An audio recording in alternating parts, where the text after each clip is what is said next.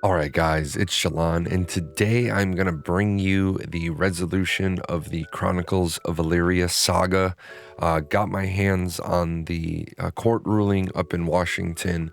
Now, I know a lot of people that were involved with Chronicles of Elyria a couple of years ago when Caspian and Soulbound Studios did the massive sale of land, and then all of a sudden they raise $1 million, and then all of a sudden they are out of business. I know that the Chronicles of Elyria group of people were very upset by this. Back during that time, the Ashes of Creation community got a huge influx of Chronicles of Elyria fans. Spent a lot of time talking to people that were actually involved in the class action lawsuit, and they didn't like me. Because right at first, when I heard kind of the direction the class action lawsuit was going, I said, this is never going to work. The big reason why it was never going to work was the class action law firm sued both Exola and Soulbound Studios in California. Well, right away, you got to realize that Soulbound Studios is a Washington corporation. They are incorporated in Washington, so the courts of California aren't the presiding jurisdiction. So I said, as soon as I heard this, I said, what's going to happen is Exola is going to get sued in California, Soulbound Studios is going to get sued in Washington, and they're going to be able to just point at each other. It's not exactly how it played out, but the way it did play out is that the lawsuit is now dead. Chronicles of Elyria is the winner. I do want to take a minute. I'm not going to go through the entire lawsuit, but there are some things about the future of gaming that this may impact. If you know, this is kind of like the second major lawsuit in video gaming in about the last 4.5 years. If you remember Van Fleet et al. Versus Tryon Worlds, that had to do with the terms of service and the end user license agreement of a video game company. What ended up happening is that Tryon Worlds had invalidated their own terms of service by verbiage in their end user license agreement, and then Tryon ended up dissolving and selling their assets to Gamigo. This one's a little bit different. I want to key in on a few things here.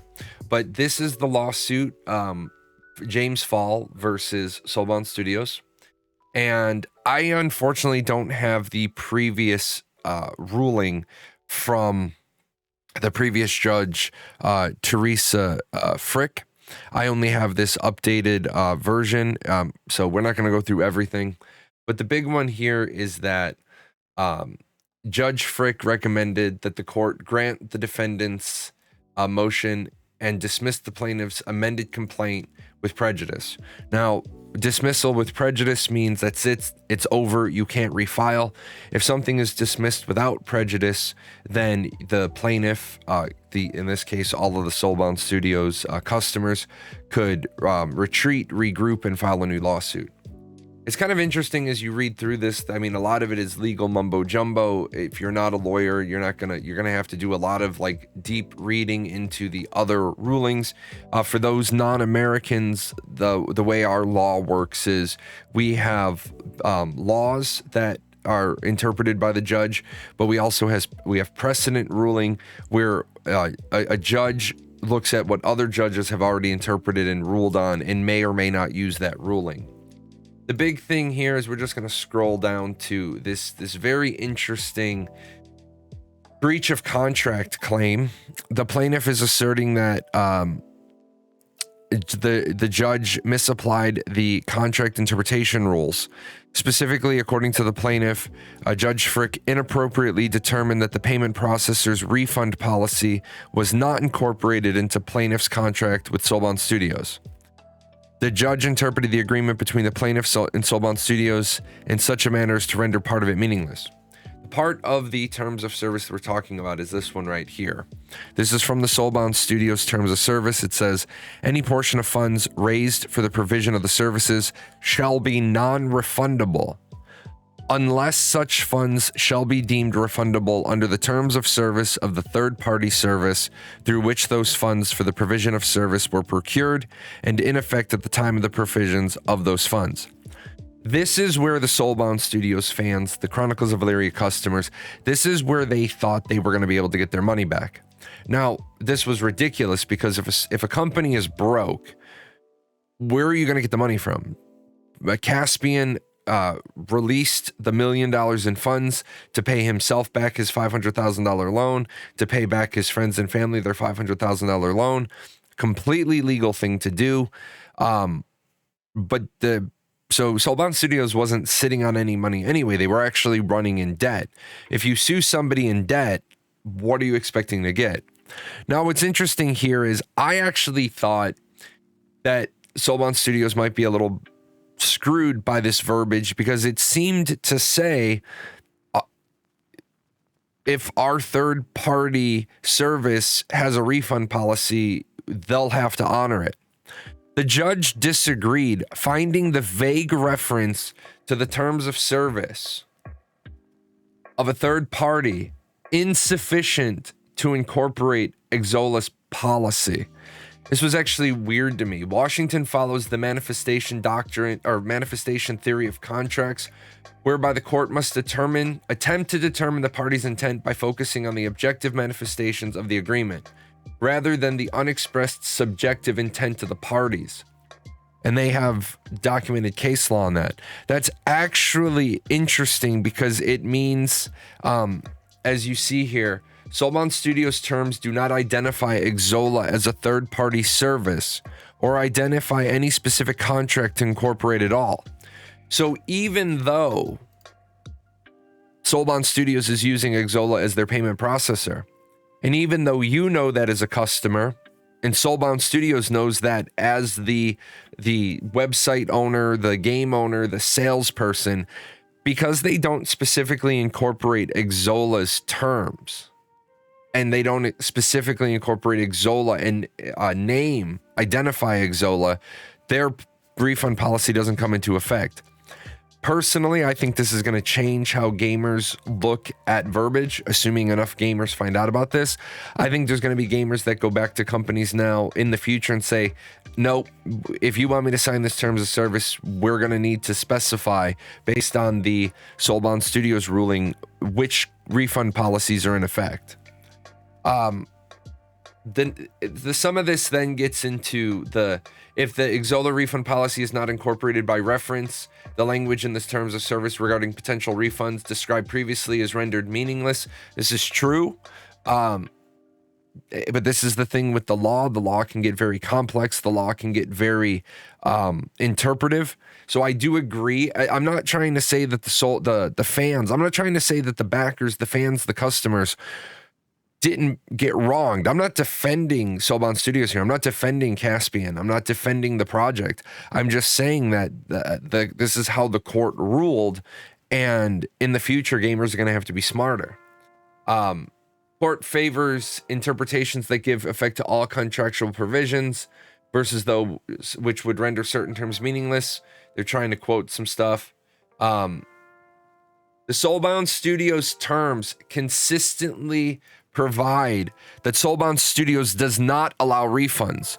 For example, in the same paragraph as the sentence at issue, any funds raised shall be earned by Soulbound Studios and are non-refundable. In consideration of the Soulbound Studios' use of best efforts to develop, produce, and deliver the services, utilizing in part or in whole the funds raised for the provision of the services, you agree any amounts raised shall be non-refundable, regardless of whether or not Soulbound Studios actually delivers the services. If you jump down to section 7, all sales are final. You acknowledge and accept that all purchases of the service, as well as any purchases of any goods, perks, and attributes, are final. You acknowledge and agree that any applicable fees and other charges, including those paid for license to the service or any goods, perks, and attributes, including any virtual in-game currency, are non-refundable, in part or in whole. So this is where I believe the class action lawyer thought he was going to be able to punch a hole in and say, you have to accept Exola's refund policy. And this is where I said 2 years ago, you were going to get the California lawsuit, the Washington lawsuit, and they were going to point at each other. Exola more than likely pointed at Soulbound Studios' terms of service and said they said the stuff's not refundable. Their statement supersedes ours. Now, Soulbound Studios is saying we're not acknowledging at all the refund policy because we didn't specifically name them. As we move down, Soulbound Studios will not provide any refunds. If the terms of the use of third-party services allow for refunds, users can turn to those entities for refunds. This is right. So this is the biggest part. The judge says Soulbound Studios will not provide the refund. Of course they wouldn't. They weren't doing the payment processing.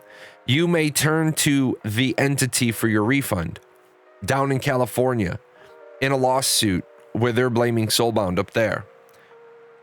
To interpret the Soulbound Studios as plaintiffs suggest would unnecessarily create conflict between otherwise harmonized provisions. Basically, what the judge is saying is that the terms of service is good as written. If I start changing the terms of service, I break the terms of service, and I'm not going to do that. The judge isn't willing to do that.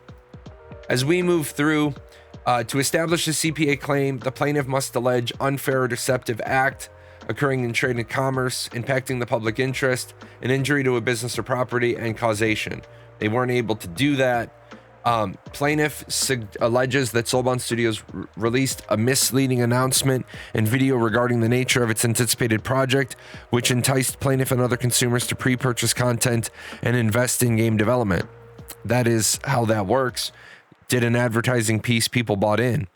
But in order for such to conduct a CPA claim, it must at a minimum have the capacity to deceive a substantial portion of the public.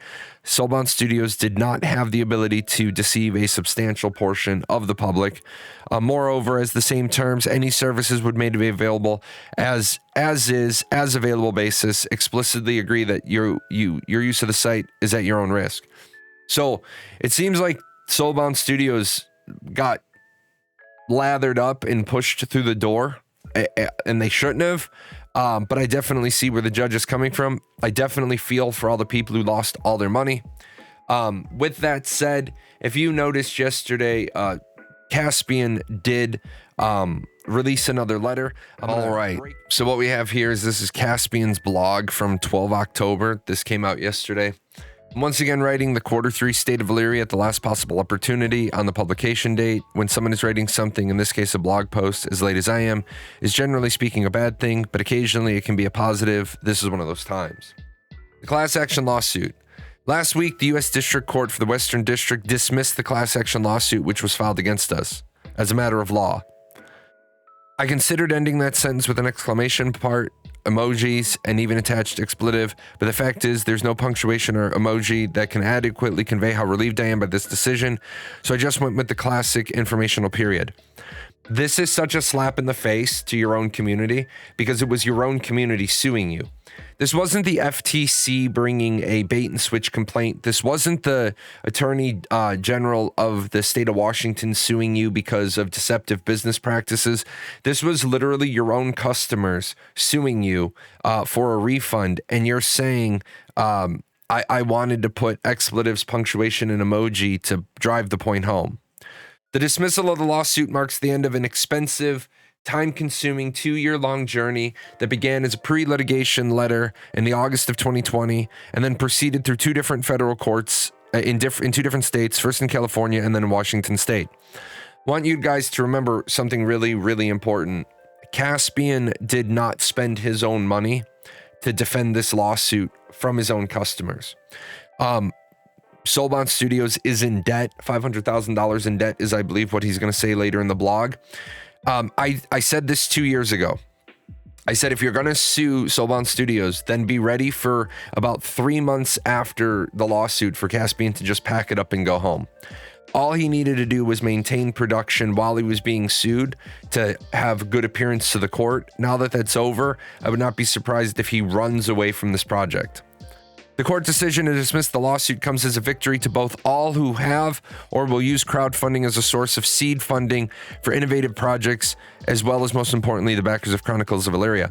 I'm going to remind you that Caspian is the guy that ran a crowdfunding, a Kickstarter for Chronicles of Elyria. And in the Kickstarter terms of service, it says the amount of money that you request is the amount of money that you need to bring the project to development, to implementation, to launch. About 2 weeks after the Chronicles of Elyria Kickstarter, Caspian actually said, we were very surprised to find out that people were surprised that we were going to have to find alternative funding methods because MMORPGs are expensive.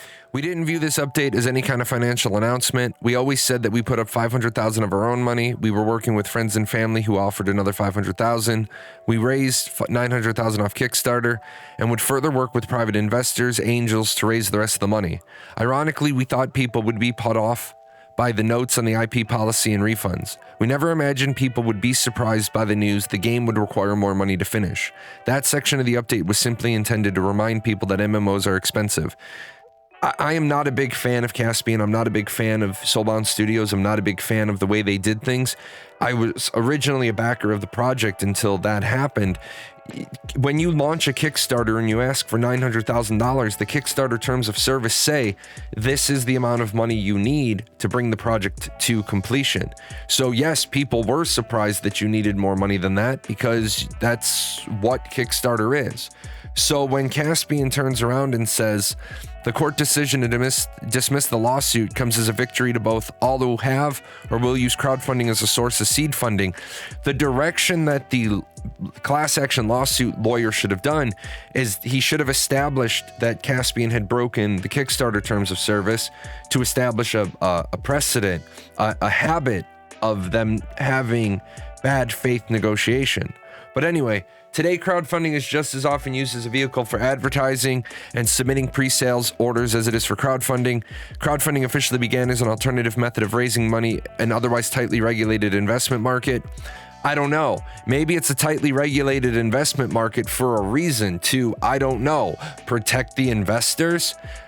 Crowdfunding gave companies a way to work directly with their customers to raise funds for the implementation of good ideas, enabling customers to have a more immediate voice in the products and service they want. When something was too risky for investors, when a company was too new or too inexperienced to fit a formula, crowdfunding allowed individuals to pool their resources, divide up the risk, and fund development in exchange for nothing more than gifts and promises of future goods, such as development efforts, should such development efforts prove successful. Here's the big thing that I think everybody needs to realize. This right here is what crowdfunding does. Crowdfunding divides up the risk. It takes the risk off of the person who's going to get all the reward. For example, I don't run a Kickstarter when I want to do PGN Music albums. As you guys know, PGN Music is my record label. I make DMCA free music for content creators, streamers, YouTubers, TikTokers to use. I don't ask you to give me money so that I can make those albums and then I get all the profit from it. I take the risk, I invest the money, I reap the reward. Caspian understands, but I don't know why he's writing this in a blog. Caspian understands that this is dividing up the risk. So for anybody who's wondering, this right here is the reason why you should never, ever, ever invest in Chronicles of Elyria, should never give them any more money in pre-development. If the game comes out and it's good, then go ahead and buy in. Don't give them another penny.